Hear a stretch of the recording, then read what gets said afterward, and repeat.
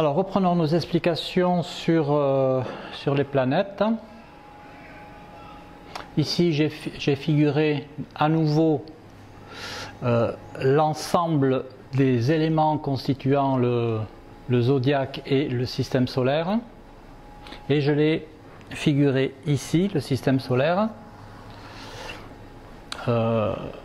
Ça renvoie à sa réalité astronomique. Ici on a une représentation de toutes les forces sur le cercle, et là c'est la représentation dans l'espace.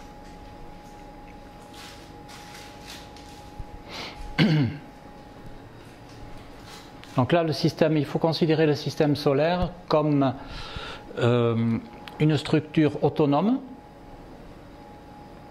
dans l'espace qui à un moment donné s'est mis en place. Nous on est dedans, alors on peut se poser tout un tas de questions parce qu'on n'a pas de vue de l'extérieur du système, on est complètement dedans, donc on se demande mais comment ça s'est mis en place par hasard. Et puis il y a la vie sur la Terre, mais elle sort d'où, on n'en sait rien. Voilà, alors on peut considérer que le système solaire est une structure physique qui a un objectif. C'est un support matériel qui a pour objectif de créer en son sein un centre de vie. Il se trouve, on constate que le centre de vie, bien sûr, c'est la Terre, qui n'est pas au centre du système, puisque le centre du système c'est le Soleil, toutes les planètes tournent autour du Soleil, mais par contre on constate qu'il y a de la vie uniquement sur Terre, et on considère que le centre de la vie c'est la Terre.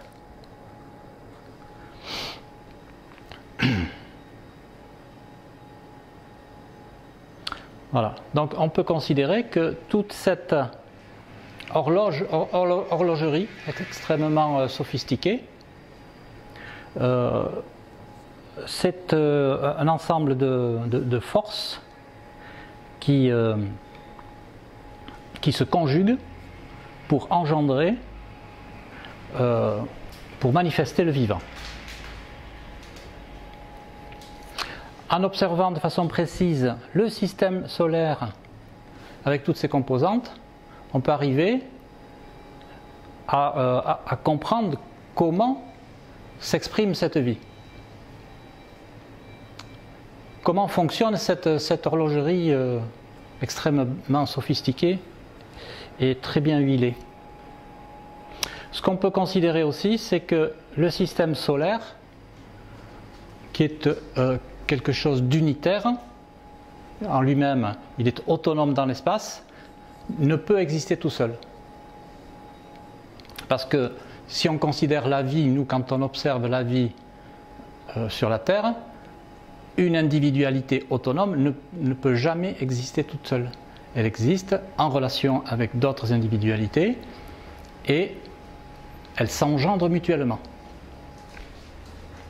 Donc là on peut considérer que le système solaire c'est pareil. Le système solaire est sûrement en relation avec des systèmes solaires identiques à lui.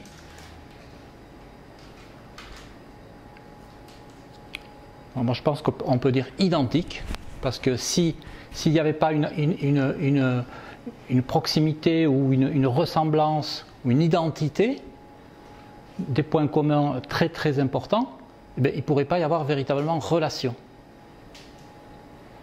C'est comme deux individus, deux humains, ils arrivent à rentrer en relation entre eux parce qu'ils ont des points communs suffisants. Pour s'engendrer aussi, il faut avoir suffisamment de points communs. Mais là, on peut penser que les systèmes solaires avec lesquels on est en relation sont un peu comme les nôtres, quoi. Ça, pourquoi cette notion-là? Parce que il y a une notion d'échange qui intervient, c'est-à-dire qu'on ne peut pas comprendre comment fonctionne la vie sur Terre si on n'arrive pas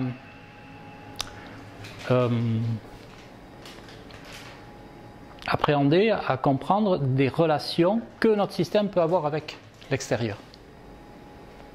Si on est enfermé dans notre système et qu'il n'y a rien autour, eh bien, au bout d'un moment, on ne comprend pas le sens, on ne comprend pas à quoi sert tout ça et comment ça peut évoluer. Parce qu'il se finit, il se finit lui-même, il est fermé sur lui-même, et puis au bout d'un moment, il s'étouffe et puis il ne sert à rien. Mais là, il a une raison d'être en relation avec l'au-delà de son existence.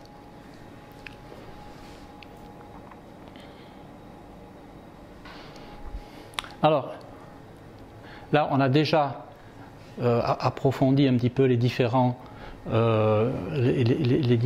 éléments de ce système, que ce soit dans l'espace ou sur le cercle. Et là, je vais donner quelques précisions pour mieux faire ressortir le thème du jour, qui est l'axe, ici, Gémeaux-Sagittaire, avec les planètes Mercure, Jupiter.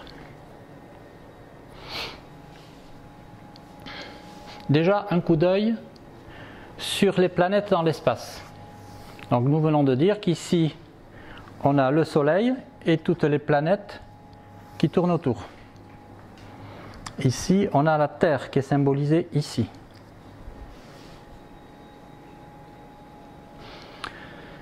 En astrologie, on utilise 12 corps célestes qui sont Soleil-Lune, Vénus-Mars, ça marche en grande partie par couple, Vénus-Mars, Jupiter-Saturne, Uranus-Neptune,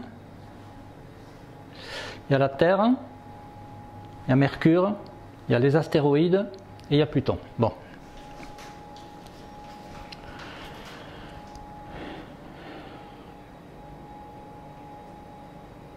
L'organisation du système solaire.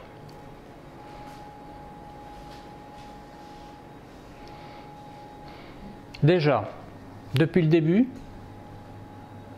j'ai mis en évidence l'expression du cycle de vie sur la roue à partir d'une émergence qui se situe ici et d'une fin qui se situe là. À l'origine, nous avons la force conceptrice solaire. Là, qu'on retrouve ici. En face, nous avons Uranus. Uranus qui correspond à des forces psychiques, des forces mentales, qui au départ viennent d'ailleurs, de l'extérieur de notre système, qui vont s'investir dans notre système et l'engendrer. Ce sont les forces créatrices qu'on appelle aussi esprit, source, qui vont l'engendrer.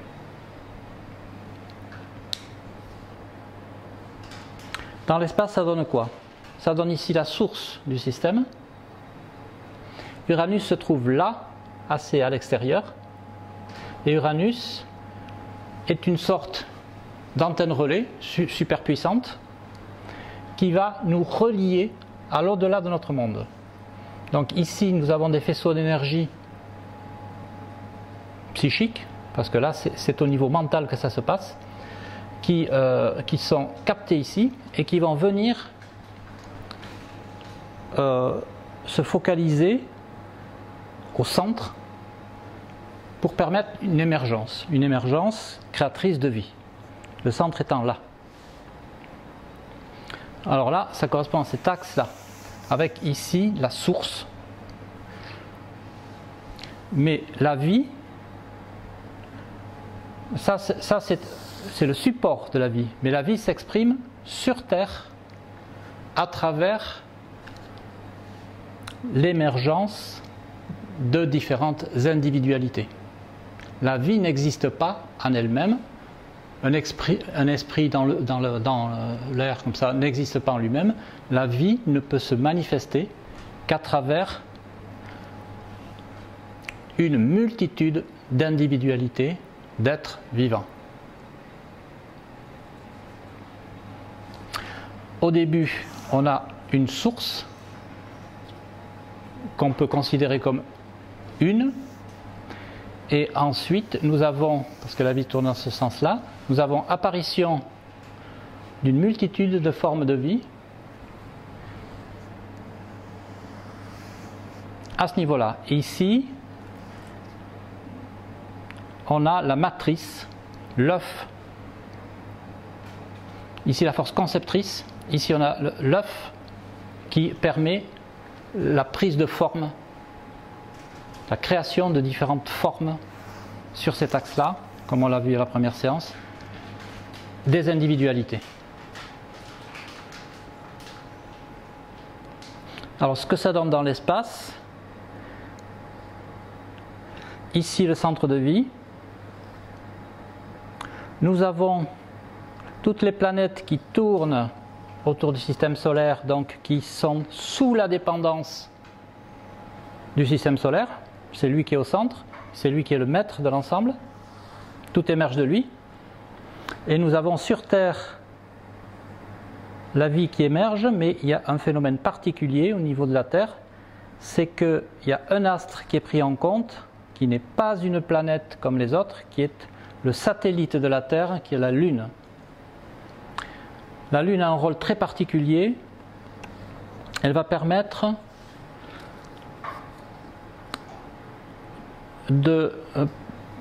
c'est grâce à la Lune que toutes les potentialités développées au niveau de l'ensemble du système, c'est au niveau de la Lune qu'elles vont être reprises, captées et permettre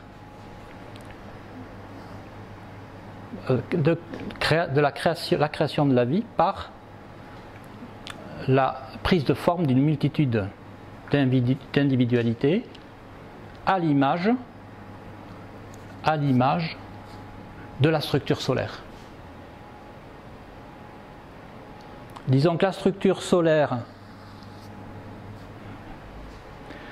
contient toutes les potentialités et la Lune va progressivement, en créant des formes, va actualiser toutes les potentialités qui se trouvent à l'intérieur du système en permettant de les capter au niveau de la Terre.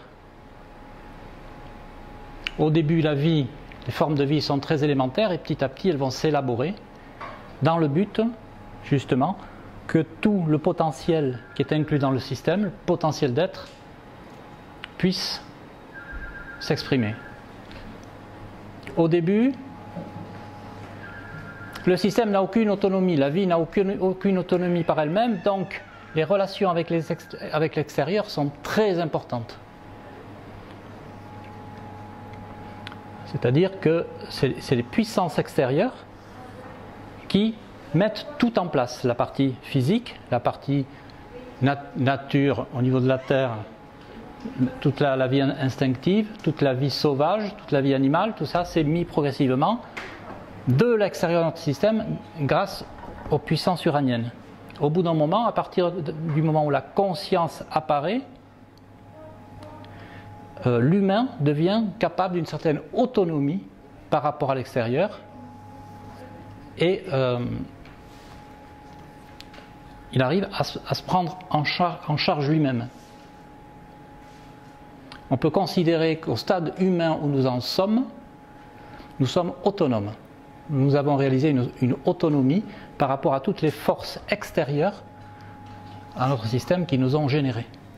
Nous sommes devenus libres de notre choix, libres et en même temps responsables de ce qui peut arriver, parce que c'est comme un enfant, c'est pareil. Un enfant au début il est très dépendant, petit à petit il devient plus mûr, il atteint l'âge adulte et puis au bout d'un moment il est suffisamment mûr pour s'assumer complètement, ne plus avoir besoin de ses parents et puis vivre d'égal à égal avec les autres en prenant ses responsabilités.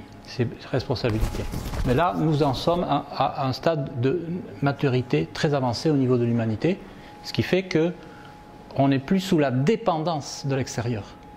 C'est pour ça que tous les mouvements psychiques, spirituels qui existent aujourd'hui et qui considèrent l'humain sous dépendance totale de forces extérieures, je pense sont dans l'erreur.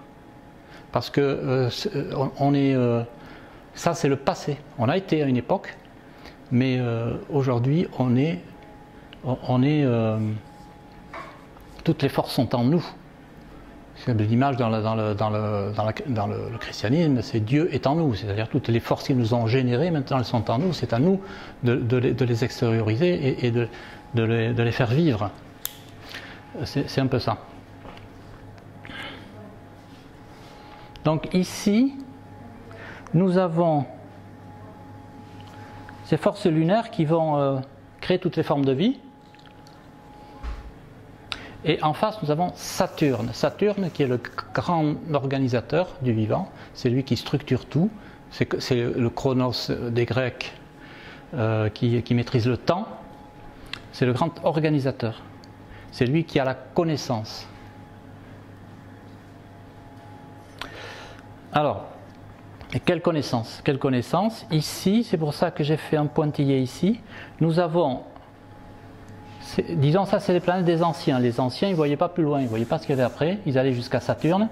Il y avait 7 planètes pour eux. 1, 2, 3, 4, 5, 6 et 7.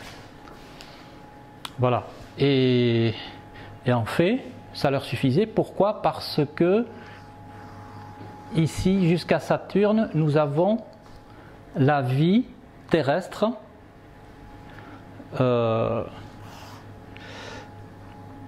dépendant de la Lune et gérant tout ce qui est la création des formes individuelles à l'intérieur de notre vie terrestre. Ici, c'est les relations avec l'extérieur. Donc ici, j'ai fait ce pointillé pour indiquer que quand l'esprit, quelque part, s'incarne et devient une multitude d'êtres vivants, eh bien, il se trouve dans un espace qui est organisé, maîtrisé, totalement enfermé, on peut dire. On se retrouve dans l'enfermement saturnien. C'est Saturne qui organise tout.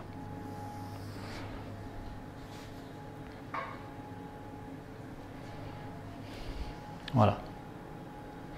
Bon, ici nous avons la formation de l'œuf.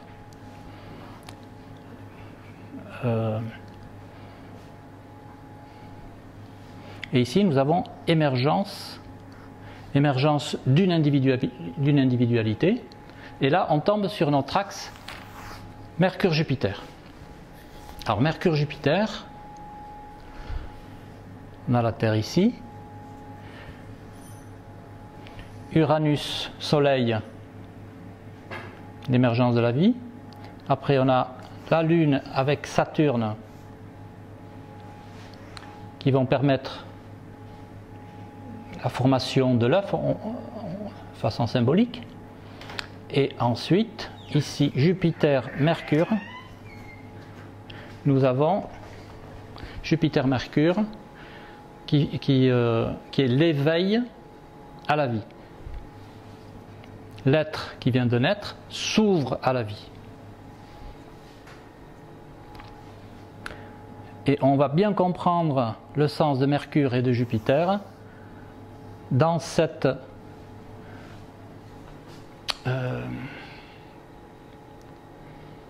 problématique dans laquelle se trouve l'être quand il apparaît dans le monde extérieur.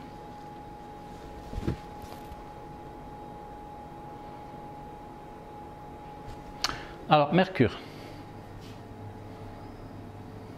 en Gémeaux, c'est la première planète, c'est la plus rapide, la plus petite, c'est elle qui met en mouvement. Correspond aux jeunes qui se trouvent dans le monde extérieur. Ici, il est sous la protection maternelle. Donc là, il est dans un domaine tout à fait sécurisé, mais là, il va se risquer à l'extérieur, tout en étant encore protégé, bien sûr, parce qu'il en a absolument besoin, il est très fragile. Mais il est très curieux de ce qu'il voit et il veut te toucher. Il est extrêmement mobile et il observe tout.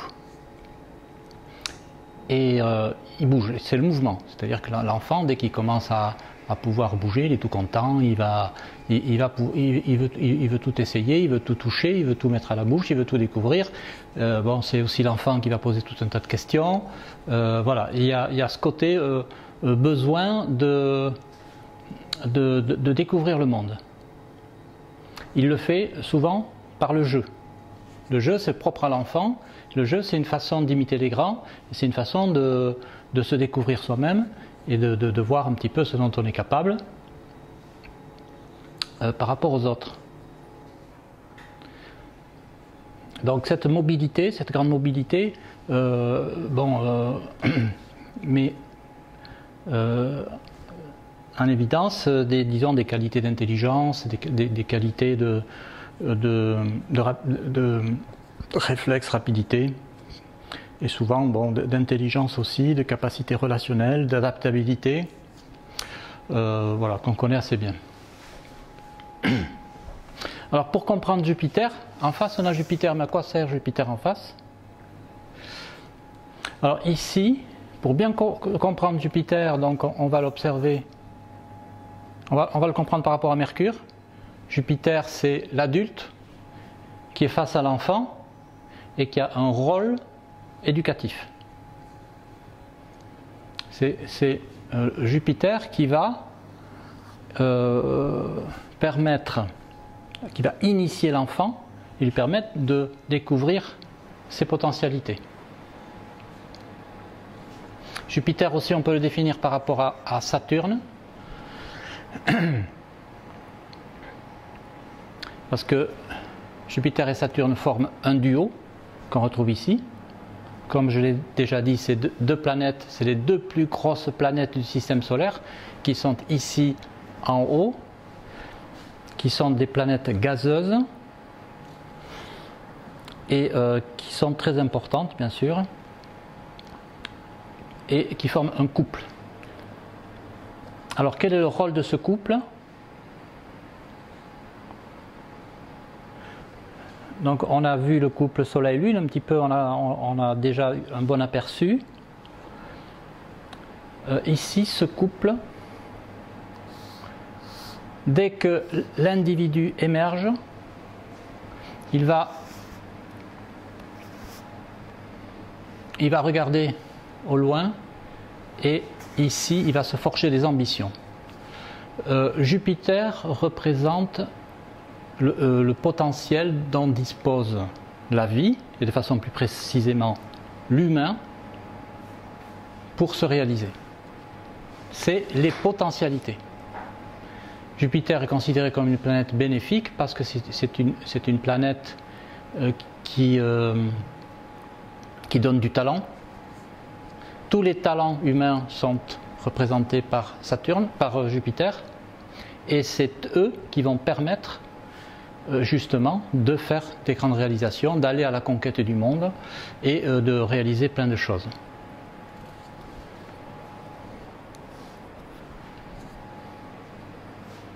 Donc on voit bien ici le jeune qui se projette dans l'avenir et tout lui semble possible. Il a envie de faire plein de choses et voilà, rien ne peut l'arrêter, tout lui semble possible, il ne connaît pas encore très bien la vie, mais bon, il peut se forger de grandes ambitions. Il voit les adultes et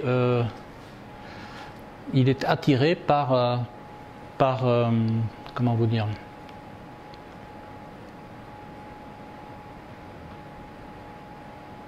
il voit des choses qu'il estime formidables et il veut lui aussi les réaliser et faire encore plus, pourquoi pas. Donc voilà, c'est ce côté ambition. Saturne qui est à l'origine de la vie avec la Lune, ici formation, mais Saturne est à la fin. Comme on l'a vu au départ, Saturne représente le fruit de l'expérience. C'est pour ça que Jupiter et Saturne sont tout à fait complémentaires, parce qu'ici, il y a ce qui permet de se donner des ambitions et des possibilités de réaliser. Ensuite, durant la vie, sur l'axe horizontal Vénus-Mars, là on a l'axe de la concrétisation. Et à la fin, on a le fruit de l'expérience. Voilà. Donc, là, on voit bien la dualité entre Saturne et Jupiter. Bon, il y a une image que j'aime bien pour symboliser Jupiter et Saturne.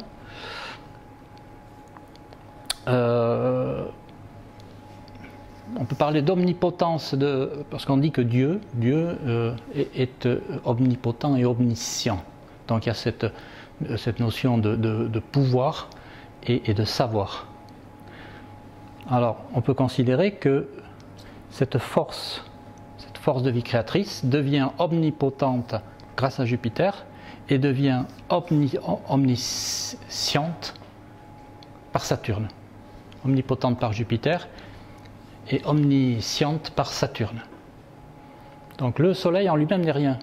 Ici on a toutes les potentialités du Soleil qui sont déployées. Tout seul il est vide. Sans ces planètes, le Soleil est vide, il ne sert à rien, il n'a aucun pouvoir.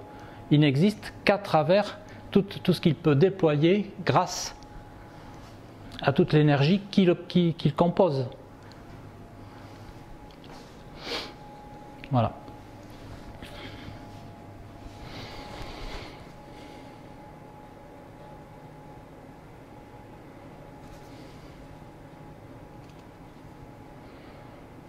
Alors, ici sur l'organisation du système solaire, ce qui est intéressant d'approfondir, c'est un petit peu la logique du système. Ça vaut le coup vraiment de prendre le temps d'y réfléchir pour comprendre la mécanique.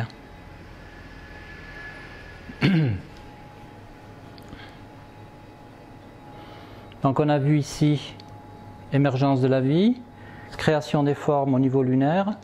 Ici c'est la première étape. Et ensuite ici Vénus-Mars. Vénus-Mars, c'est la réalisation. La réalisation à maturité dans la dualité masculin-féminin, moi les autres, sur l'horizontalité de l'être se fait la réalisation. Alors le solaire, lui, il a le projet, il conçoit. Jupiter, lui, se donne les moyens de réaliser. On se forge des ambitions. Ça, c'est sur l'axe, c'est dans la première partie de la vie, la jeunesse. Et ensuite, Mars, lui, ici, concrétise. Mars, ici, à l'ascendant, est en confrontation avec le réel extérieur et il a les moyens, c'est le moment, à l'âge adulte, de réaliser.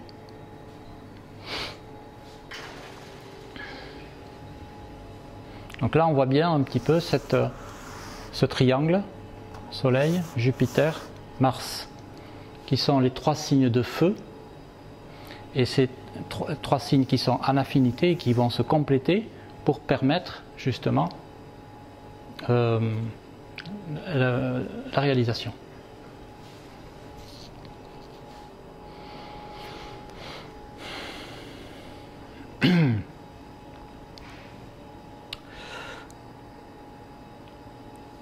Voilà.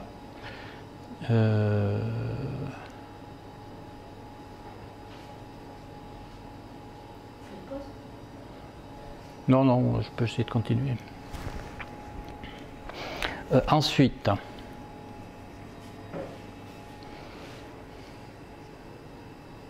si on va un petit peu plus loin,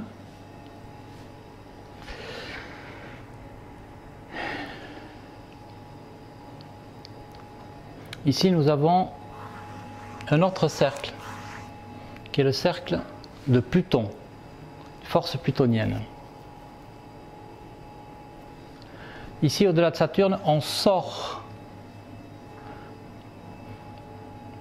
de ce qui, disons, la fabrique, on peut dire, la fabrique des individualités. Et là, on va en sortir. Là, on est vraiment dans le monde de l'individualité, l'expression de la vie à travers une multitude d'individualités et leur cheminement. Mais à un moment donné, pour qu'elle se reproduise, il faut sortir de cet enfermement pour pouvoir rentrer. Là, on en sort. C'est après l'affirmation, ici on tombe sur cet axe-là, avec Neptune Vierge. Ça fait appel ici à Neptune qui se trouve très extérieur, et Vierge, qui est cette zone-là avec les astéroïdes.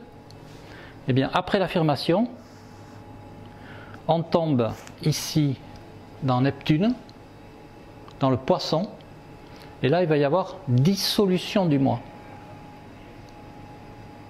Quelque part, l'identité individuelle, ici c'est la formation du moi. Ici on a la création du moi, ici son affirmation, là sa dissolution. Ici Neptune, ça permet justement, et c'est le lâcher prise. Là on est totalement pris dans son affirmation au niveau du Mars Bélier, et ensuite le moi il faut qu'il lâche prise à un moment donné, parce que les autres moi sont là, ils doivent aussi s'exprimer et prendre la suite, parce que chaque mois peut s'investir un certain temps, mais un temps limité. Donc il faut en même temps, à un moment donné, qu'il y ait un lâcher de prise, une dissolution de ce mois-là, pour que d'autres mois puissent prendre le relais. Donc ça se passe à ce niveau-là. Ici c'est la force, la puissance de dissolution neptunienne. Et ici, nous avons les astéroïdes. C'est un espace très particulier qui représente ça, c'est-à-dire que à l'intérieur ici de ce monde saturnien, il y a un endroit très particulier où, une fois que le moi a été dissolu, eh bien, ça va créer tout un tas d'éléments qui vont servir pour la constitution d'autres moi. Ici, cette région est en relation avec le karma. On appelle le karma, c'est une notion de réincarnation des âmes. Bon, elle s'est traduite dans la religion hindoue d'une certaine façon. Mais cette notion de karma ici, c'est après le lâcher prise, on a le vécu, le karma correspond au vécu humain. Le vécu humain qui, par les forces ici vierges, est retravaillé. Bon, un mot qu'on emploie souvent, c'est purifié. Nettoyer, purifier, et ça va permettre ici d'avoir, disons, des éléments qui vont être pris au niveau solaire pour l'émergence de nouvelles vies. Ça rejoint tout à fait cette notion de karma. Quoique moi je ne m'associe pas du tout à la vision de la réincarnation avec le cheminement de l'âme, comme je l'ai déjà exprimé. Selon moi, ça ne se passe pas comme ça. C'est-à-dire que à aucun moment, ça c'est une idée que j'aimerais approfondir un petit peu plus et sur laquelle il faudrait parler. À aucun moment, ce qu'on appelle l'esprit ou une force psychique ne peut exister en elle-même. Ça aussi, c'est une vue de l'esprit. Bon, on l'a fait depuis toujours. On a toujours imaginé des forces psychiques désincarnées, mais une force psychique désincarnée ne peut pas exister. Dans la mesure où il y a force psychique, il y a forcément un cerveau qui la génère, c'est-à-dire un support physique. Donc, ici, il y a cheminement de l'âme, mais le cheminement de l'âme se fait à travers une transmission directe d'individu à individu. Ça ne peut se faire autrement. C'est-à-dire qu'à un certain moment de leur évolution, sur la fin, eh bien, il y a une transmission directe au niveau du vécu humain, au niveau des intentions, au niveau des souhaits et des intentions, donc force psychique, au niveau de l'expérience. Il y a une transmission directe qui se fait par rapport aux êtres naissants qui vont capter cette vie-là, ce vécu psychique des individus, qui vont se l'approprier pour générer leur propre moi. Mais ça se fait directement. À aucun moment il y a une âme qui va circuler et qui aura une certaine autonomie, qui va attendre dans l'espace, ceci, cela. Non, pour moi ça se fait directement. Quand on pense, quand on souhaite quelque chose, ce souhait va être capté au niveau des mondes naissants. Et il va devenir facteur, élément de la création d'un moi. C'est-à-dire que l'être naissant, quand il est tout petit, il a cette faculté extraordinaire de capter. La conscience, c'est pareil. Ça, c'est, disons, les différentes formes de la vie psychique. Lâcher prise, force positive de la pensée et force passive de la conscience. C'est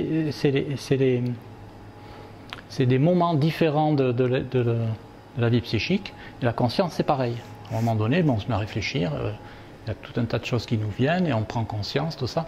Cette conscience, c'est un élément structurant qui est capté par le psychisme, directement par le psychisme des êtres naissants. Celui-là est moteur dans la mesure où il va vers celui vers lequel on pense. Celui-là est beaucoup plus passif. Mais celui-là, il est moteur dans la mesure où on pense à quelqu'un et qu'on souhaite quelque chose pour quelqu'un qui arrive, eh bien, il l'intègre. Il l'intègre dans la façon dont il va constituer son moi. Et c'est ça qui va orienter justement ses propres motivations.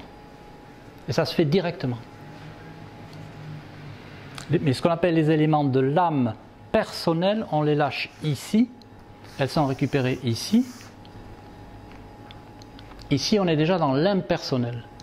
L'uranien, lui, il est déjà dégagé de ce qui faisait toute son affirmation du moi, et il a de la distance, il a de la réflexion, et bon, il émet des souhaits en vue que les autres fassent des choses, plus ou moins bien en fonction de ce qu'il a dans la tête, mais ça suppose la pensée, il faut qu'elle acquiert une liberté. Pour pouvoir s'exercer, il faut qu'elle acquiert une liberté, parce que là, la pensée, elle ne peut pas s'investir, parce qu'elle est complètement accaparée dans l'action dans laquelle elle est investie. Donc, elle est prisonnière de sa propre affirmation. Mais quand elle s'est dégagée ici, ces forces psychiques, lorsqu'elles sont dégagées après la dissolution du moi, après ce lâcher prise, eh bien, elles vont pouvoir devenir pensées suffisamment mûries qui, elles, vont infléchir justement les motivations des êtres naissants.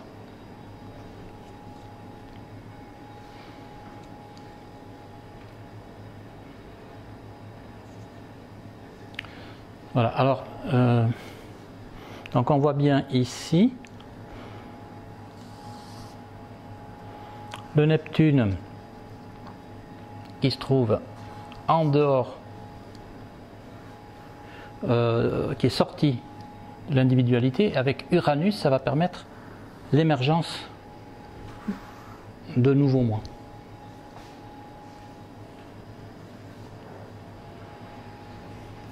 Et en fait, au niveau disons, de la Terre, du système solaire, c'est pareil.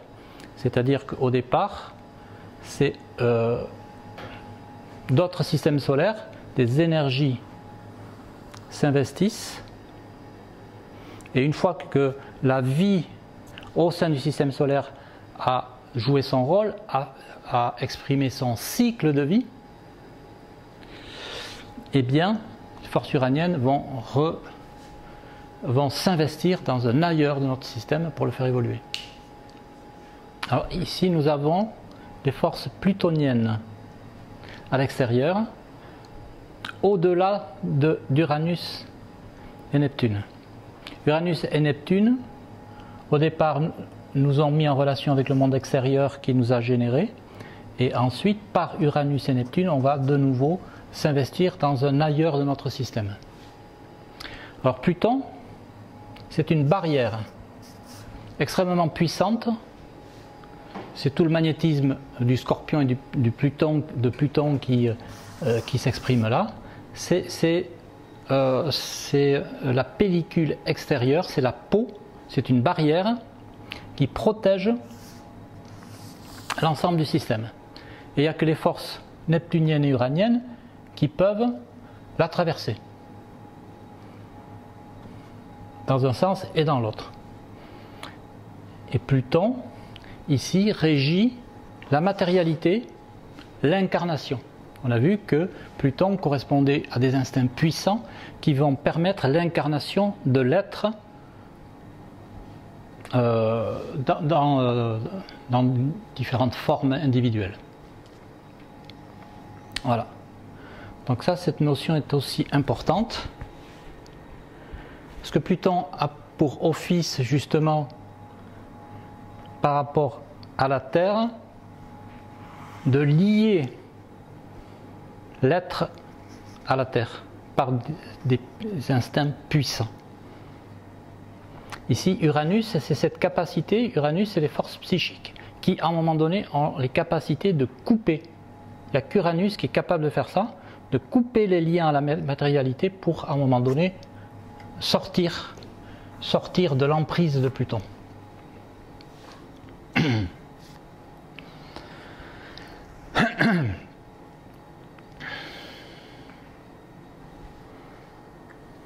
Pluton aussi a un autre office, c'est de se débarrasser de ce qui n'est plus viable. C'est le rôle de... On le voit au niveau de l'organisme, tous les déchets sont éliminés et retraités ailleurs pour pas qu'ils gênent la vie normale. Ben là, Pluton, à partir du travail de Neptune, et ici de la purification, tout ce qui est jugé comme pas bon pour la vie va tomber entre les mains de Pluton qui lui est chargé de le retraiter. Donc c'est des forces psychiques, ça peut être aussi physique, c'est tout. Et ça peut être toutes les puissances infernales psychiques monstrueuses sont en relation avec ces mondes-là, plutoniens et infernaux, qu'on éloigne de nous. C'est les enfers qui sont très loin et dont il faut à tout prix se préserver parce qu'ils sont dangereux au niveau des comportements humains. Donc on se protège d'eux. Mais bon, il y a des moments où ils reviennent malgré tout parce qu'ils sont en nous. Ça, c'est une idée importante, ils sont en nous. Parce que là, on parle de l'espace, et cet espace-là, ce n'est pas dans le système solaire. Cet espace-là, c'est la vie de nos individualités, c'est notre vie intérieure. C'est le support de notre vie intérieure. Quand je parle ici d'Uranus qui est en relation avec le monde extérieur, c'est en nous. C'est dans notre psychisme, à un moment donné, que les choses se passent. Parce que ces énergies-là, on les a intégrées. Le moi ici qui émerge, c'est au plus profond de l'individu. Ça n'a rien à voir avec le soleil physique. Le soleil physique, c'est un support. Il se structure de l'intérieur de nous-mêmes.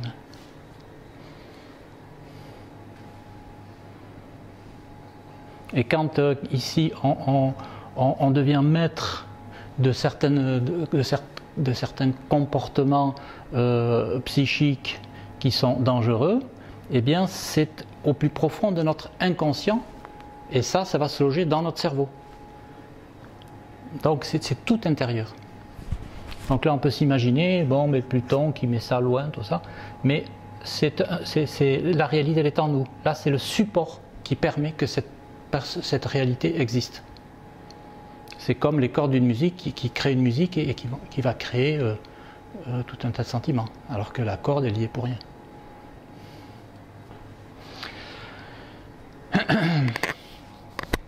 Voilà. Ensuite, pour terminer, je peux vous donner quelques notions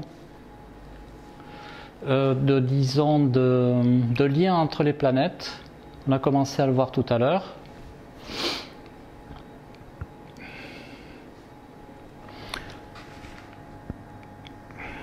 que je ne vous ai pas dit.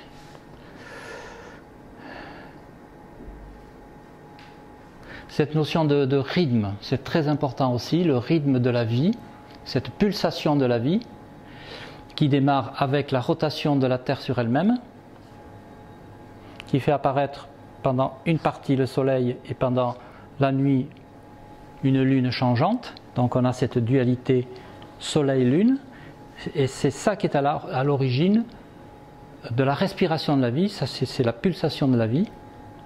Et ensuite vous avez le cycle lunaire qui lui se fait à peu près sur un mois, et à chaque cycle lunaire va correspondre une énergie, va permettre le déploiement de chaque énergie sur les 12 mois en relation, et c'est comme ça, grâce à la Lune et ces 12 cycles, que la Lune va permettre l'appropriation de toute cette énergie au niveau de la Terre.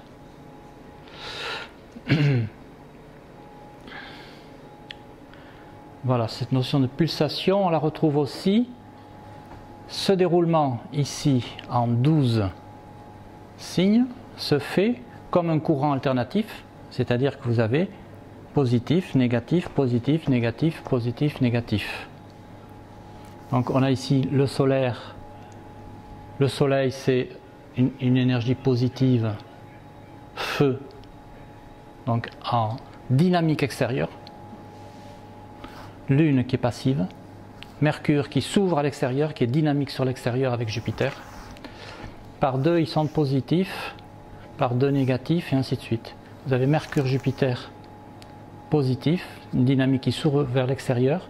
Ici, nous avons une digestion, on peut dire, c'est Terre, Pluton, c'est une forme négative de captation, d'enracinement. Et ici, Vénus-Mars, c'est une force positive d'extériorisation. Là, c'est la réalisation dont je vous parlais tout à l'heure. Ici, de nouveau, cette dissolution, c'est du négatif, c'est une force, ce sont des forces passives qui nous prennent à un certain moment. Et ensuite, on retombe ici sur cette force Uranus-Soleil, qui est une force positive. Sur la formation ici, sur le secteur de la formation de l'individu, ici on n'a qu'un axe positif qui est le plus puissant, qui est l'axe Uranus-Soleil, qui lui permet l'émergence de la vie ici, sa force créatrice, l'énergie source. Et ici sur ce secteur qui correspond à l'expression de l'individu, du moi, l'expression du moi, eh bien vous avez deux forces positives. Vous avez Jupiter ici qui va s'exprimer au départ grâce à Mercure. Là. Ensuite, vous avez l'incarnation elle-même. On s'approprie son espace d'affirmation. Et ici, il y a l'affirmation sur l'axe Vénus-Mars, qui est l'axe de l'affirmation, qui est l'axe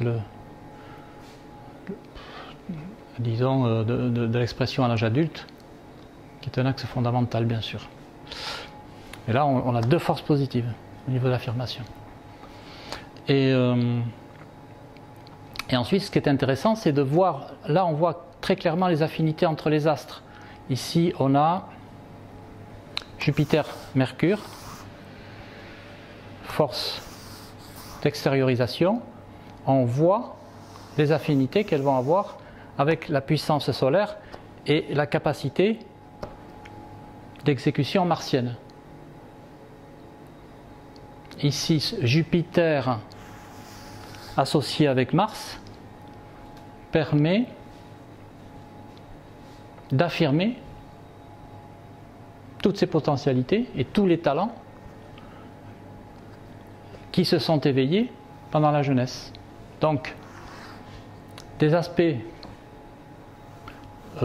positifs entre Jupiter et Mars permettent une affirmation du moi, rend possible une affirmation importante d'ambition.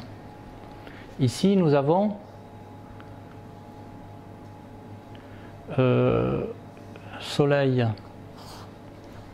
Soleil-Mars, là c'est un petit peu différent. Ici, c'est la force conceptrice.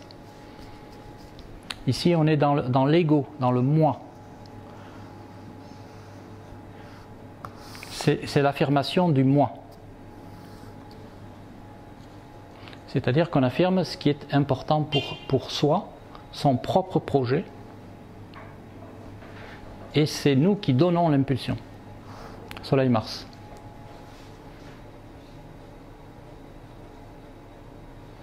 Ici, sur ces trois secteurs qui donnent de l'importance à ce Mars ici à l'ascendant, c'est les éléments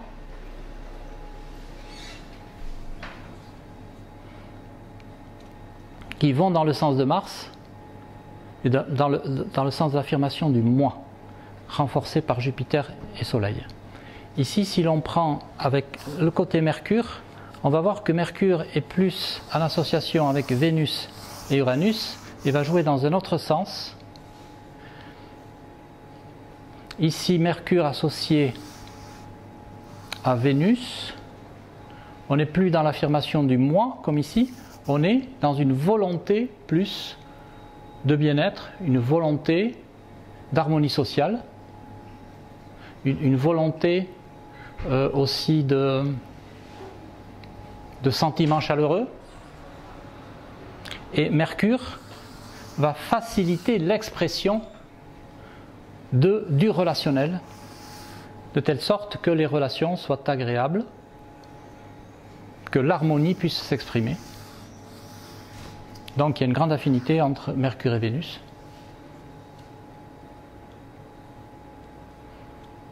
Dans le thème de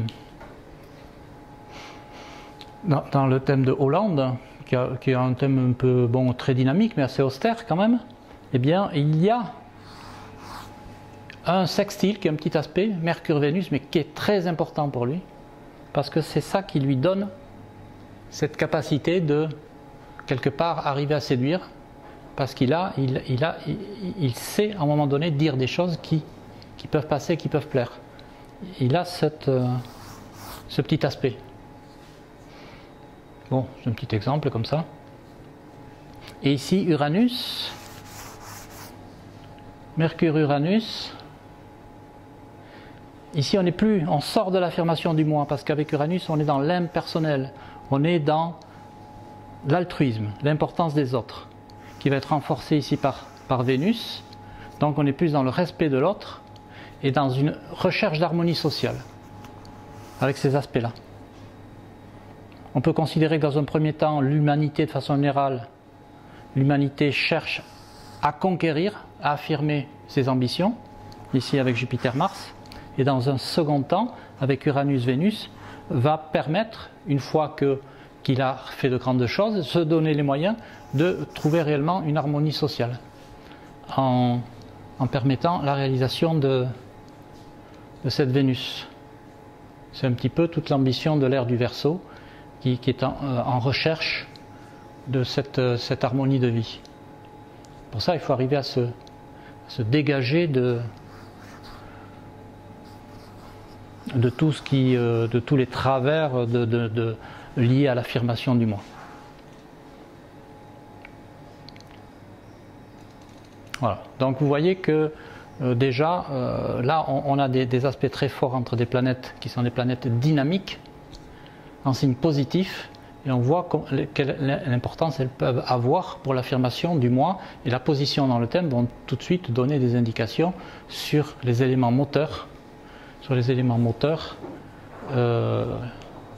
d'extériorisation et de concrétisation. Voilà. Après, Jupiter peut être en signe de feu, en signe d'ouverture. Donc ça va renforcer ce besoin d'ouverture. Mais si Jupiter se trouve dans un signe négatif, eh bien ça va se traduire différemment. Il y aura toujours ce même besoin, mais ça sera plus nuancé par un signe qui sera plus dans quelque chose de discret.